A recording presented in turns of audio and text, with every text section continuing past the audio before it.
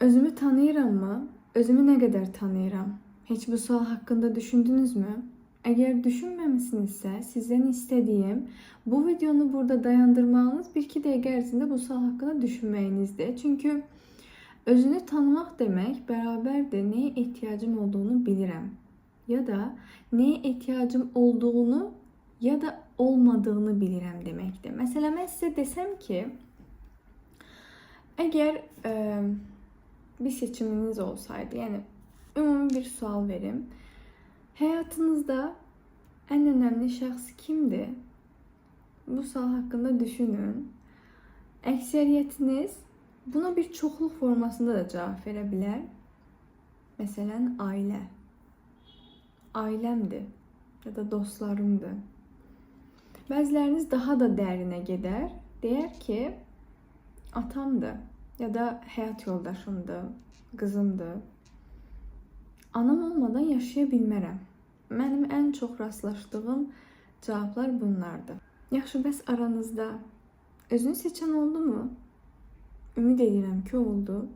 Çünki yalnız özünü seçən insanlar özlerini tanıyan insanlardır. Bəs özünü tanımaq nə üçün vacibdir? Gəlin başa dönək. Həyatınızın içərisində doğru istiqaməti tapa bilməyiniz üçün ancaq özünüzü anlasanız və tanısanız mümkündür. Yəni əldə edə biləcəyiniz bir şeydir. Yəni mövzu bu qədər əhəmiyyətlidir. Həyatınız içərisində, o həyatın axışı içərisində başınıza gələ biləcək hər situasiyada özünüze yad olmamanız vacib. Bir imtihanda heç gözləmədiyiniz yerdən gələn suallar kimi düşünün. Bəs bunu necə aşa bilərik, necə idarə edə bilərik? Videonu çox uzatmaq fikrim yoxdur. İstəyirəm ki, daha açıq və aydın bir video olsun. Bir də ilk video olduğu üçün biraz çox da uzun çəkə bilməyəcəyimi düşünürəm.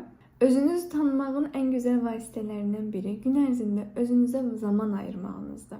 Bəs bu zaman ayırarkən nə etməliyik? En önem verdiğim metodlardan biri videonun da başlangıcında olduğu gibi, hatta belki videonun adı da bu şekilde olacak. Suallar vererek, yani doğru suallar size doğru cevapları mütləq getirecek. Bu hisse çok önemlidir. Altına xət çəkirəm. Her zaman dediğim bir şeydir. Sizin cevaplarınız eğer sizin istediğiniz kimi değilse o zaman doğru suallar vermirsiniz. Doğru suallar size doğru cevap getirir. Yanlış suallar sizi yanlış yollara itələyər. Ona göre bir iki sualı burada nümunə olarak ben size vereceğim ve bəzilərində izahını vereceğim ki size daha rahat olsun. Normalde ilk seanslarımda her zaman bu sualla başlayıram. Sizi bura ne getirib? Bu sualı biraz böyle bir pəncərədən ələ alsaq, ilk sual bu olur. Bu hayattaki məqsədiniz nedir? Ruhunuz en çok neye çekilir? YouTube videolarında en çok istifade edeceğim sözlerden bir ruh olacak. En sonlarda yəqin beden, en ortada da zihin sözünü daha çok istifade edeceğim. Bunu da demiş olum. Ruhunuz neye çok çekilir? Bunun bir analizini eləyin öz içinizdə. İkincisi, mesela hayattaki hedefiniz nedir? Ne olsun istiyorsunuz hayatınızda? Bu çok önemli bir sualdır. Eğer tekrarlanan bir hikayenin içinde tapırsınızsa özünüzü. Deyək ki, bir xaosun içində tapırsınızsa və bundan yorulmuşsunuzsa, bir baxın, nəyi görmək istəmirsiniz, nəyin fərqində olmaq istəmirsiniz, necə görə bilərəm deyin. Nəyi görməkdən imtina edirəm, bu çox önəmli bir sualdır.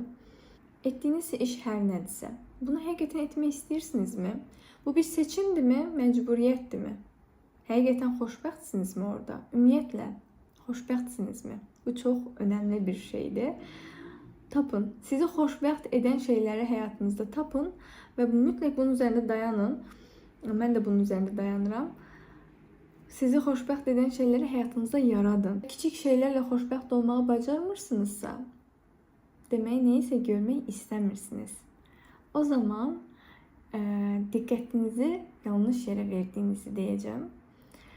Elinizde var olan şeylerin değerini bildiğiniz halda istediğiniz şeyleri daha rahatlıkla özünüze çekersiniz. Bu mevzunun cümleleri değil aslında bunlar ama xoşbəxtliklə bağlı danışmaq istəyirəm. Yani eğer xoşbəxt olmaq sizin için çok çetin bir şeydirsə, bunu mütləq minimala endirməlisiniz. En azından hal-hazırdaki situasiya üçün. Sonrası üçün təbii ki istediğiniz versiyaya gətirə bilərsiniz. hər şəkildə. İnsanın istəyib də edə bilməyəcəyi heç nə yoxdur çünki. Məsələn, xoşbəxt deyilsinizsə, bu sitəsi sizi xoşbəxt etmirsə, bunu niyə həyatınızda tutursunuz?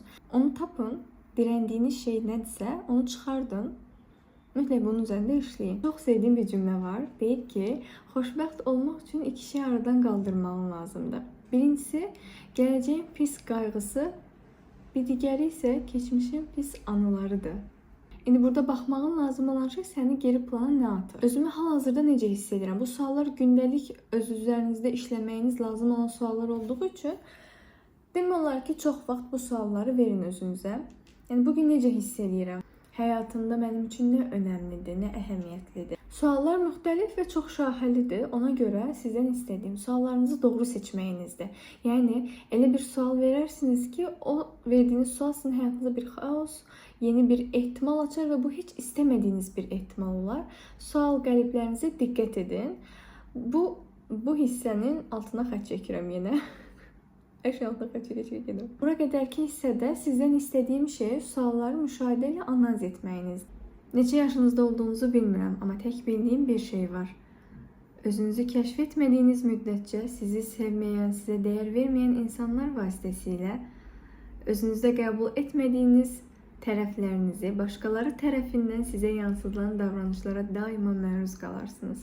Niyələriniz artar, zamanla özünüzü unutarsınız. Ona görə ilk videonun mövzusunu özümü tanıyıram etmək istədim və videonu sualla başladığım üçün sualla bitirirəm və bu sual bir sonraki videonun başlanğıcı olacaq.